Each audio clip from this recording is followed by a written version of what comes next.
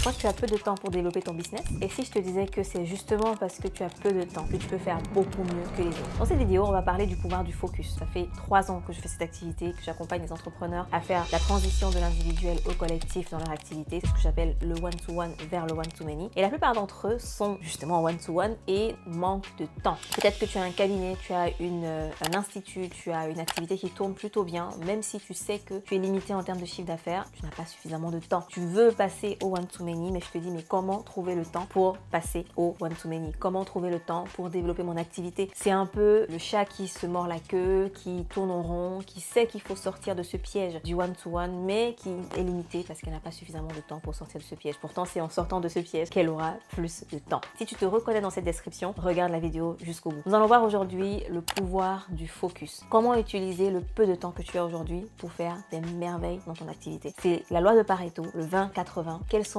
les 20% d'activités que tu peux faire qui vont t'apporter les 80% des résultats? Alors, je vais être cash, comme d'habitude. Je ne mâche pas mes mots. Je dis ce que je pense et je dis ce que j'ai fait. En réalité, il n'y a pas de miracle, il n'y a pas de magie si tu veux atteindre tes objectifs rapidement. Il va falloir que tu fasses les bonnes actions pour ça. Tu peux faire un challenge, tu peux faire un webinaire, tu peux faire un tunnel de vente, tu peux faire un site internet. On pourra te parler de tout ce que tu veux. En réalité, il n'y a que des stratégies qui fonctionnent. Pourquoi est-ce qu'une stratégie fonctionnerait pour quelqu'un et pas pour toi? Tu me dirais peut-être que oui, c'est pas la même activité, c'est pas le même parcours, etc. Oui, peut-être. Mais si on met en face de toi une personne qui fait exactement la même activité que toi, une personne qui a eu exactement la même expérience que toi, avec différentes stratégies, vous allez peut-être avoir les mêmes résultats. Peut-être que vous n'allez pas avoir le même temps pour atteindre ces résultats, mais vous finirez par atteindre un résultat commun. Donc, tout est une question finalement de temps, d'énergie que tu es prête à consacrer à ton projet. Comment trouver ce temps? Je ne sais pas. Je n'ai pas une baguette magique qui va rajouter des heures à ta journée. On a tous 24 heures par jour. Mais l'une des différences entre les personnes qui font des centaines de milliers d'euros par an et le reste, c'est la façon dont ils utilisent leur temps. Je me suis lancée dans l'entrepreneuriat à l'âge de 18 ans. J'étais en même temps étudiante dans une école d'ingénieur. Donc, lorsque j'ai eu mon diplôme d'ingénieur, j'avais déjà lancé ma première entreprise. Je faisais à la fois du freelance sur Internet et j'avais une marque de vêtements. J'avais une équipe de plus de 5 personnes qui gérait cette marque de vêtements avec moi. On a fait plus d'1 million de chiffre d'affaires en l'espace de 3 ans. Et tout ça, en fait, je le faisais en étant soit étudiante en même temps, soit salariée en même temps, puisqu'ensuite je suis venue en France pour faire encore des études et être salariée, consultante dans de grands groupes. Avant l'âge de mes 27 ans, je n'avais jamais été entrepreneur full-time. J'avais toujours plusieurs activités en parallèle. Est-ce que ça m'a ralenti? Peut-être un peu, jusqu'à ce que je comprenne en fait que non, c'est pas le temps qui me manque, mais c'est ce que je fais de mon temps qui est important. Parce qu'une fois que j'ai eu la possibilité de travailler full-time dans mon business, qui est le cas depuis que j'ai quitté le salariat jusqu'à maintenant, je suis plus jamais rentrée, je ne compte plus jamais rentrer dans le salariat. Ce qui s'est passé en fait, c'est que je suis devenue maman.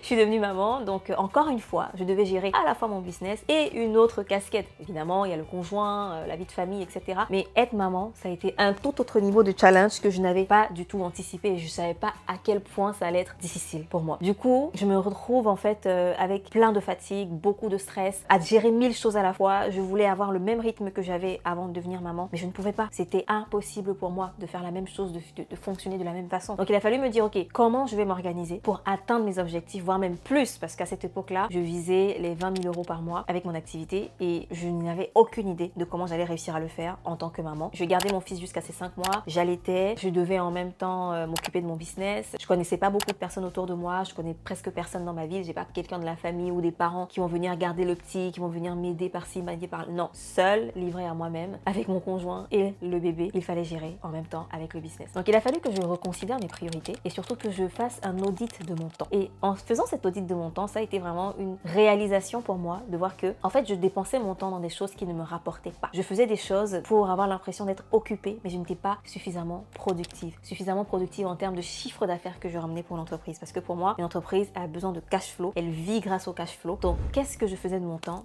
Je faisais plein de choses. Poster sur les réseaux sociaux, faire de l'administratif, faire ce que j'appelle des études de marché, etc., etc. Et tout ça, en fait, pour ne même pas atteindre mon objectif. Et en faisant cet audit, en fait, j'ai été honnête. Je me suis dit, ok, si je veux vraiment atteindre mon objectif et si je veux le faire vite, malgré le fait que j'ai très peu de temps, entre parenthèses, à cette époque-là, je ne pouvais pas travailler toute la journée, je pouvais travailler uniquement par intervalle, c'est-à-dire que quand mon petit dort, je travaille, quand il dort pas, je suis avec lui, ensuite il faut qu'il fasse la sieste, je travaille, ainsi de suite, jusqu'à ce qu'il aille chez la nounou, ensuite ça a été une grande libération. Mais après, même quand il est chez la nounou, il faut une organisation parce que tu sais, ok, le matin, il faut le déposer à telle heure, il faut le chercher à telle heure. Je pouvais travailler que de 9h à 17h, alors qu'avant, je pouvais avoir des journées de de 7 heures à X heures, j'avais pas d'heure de fin. Cet audit m'a permis en fait de décider d'arrêter de faire certaines choses. Donc la première étape qui va t'aider à avancer vers tes objectifs, que ce soit passer du one-to-one au one-to-many, faire une stratégie qui va t'emmener plus de chiffres d'affaires, plus de temps, plus de revenus. La première chose, c'est faire ton audit et dire non. Apprendre à dire non aux choses que tu faisais déjà avant. Barrer les activités, arrêter certaines activités qui ne te rapportent pas. Te dire, ok, qu'est-ce qui aujourd'hui me fait perdre de l'énergie et ne me rapporte pas suffisamment. C'est un exercice que tu peux faire en utilisant un outil qui s'appelle la matrice d'Eisenhower. C'est un outil qui est très utilisé souvent dans des écoles de commerce, on en parle. Donc je te le mets à l'écran. Dans cette matrice, tu peux voir en fait que tu peux classer les activités que tu fais aujourd'hui dans différentes catégories et arrête absolument tout ce qui n'est pas important et n'est pas efficace, n'est pas urgent ou efficace. Ok? La deuxième étape que j'ai faite pour avoir plus de focus et être plus efficace dans mon travail, ça a été tout simplement de reconsidérer les actions les plus importantes qui m'emmènent du chiffre. J'ai identifié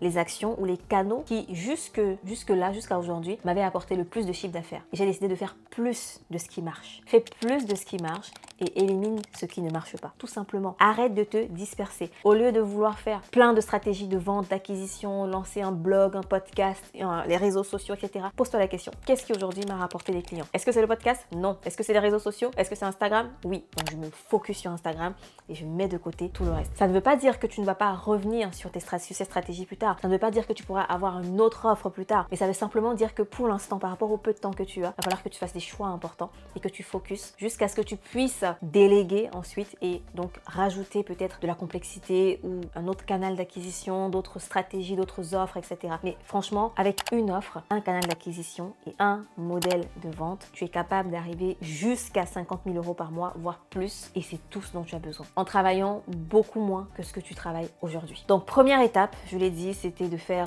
un audit de son temps avec la matrice d'Eisenhower. Deuxième étape, savoir dire non, ok, savoir dire non aux choses qui ne marchent plus, dire non aux personnes, aux opportunités qui viennent vers toi. Il y aura toujours des opportunités, il y aura toujours des possibilités. Donc ne sois pas dans la mentalité de manque. Accepte que aujourd'hui tu vas pas dire oui à cette opportunité, mais tu auras d'autres opportunités plus tard. Et si tu veux qu'on aille faire ce travail ensemble, la première étape pour toi, c'est faire un audit de ton business. Donc dans la description, je t'ai mis gratuitement un lien pour faire un audit de ton business. Tu vas répondre à quelques questions et ensuite tu recevras un résultat de qu'est-ce qui est le maillon faible de ton business actuel qui va nécessiter une attention particulière de ta part. Le lien se trouve en description. Si tu m'écoutes en audio, c'est femmeentrepreneur.com/quiz. Si tu veux que je t'accompagne pour cet audit, je t'invite à regarder la vidéo suivante. Je la mets juste ici et je te dis à très vite.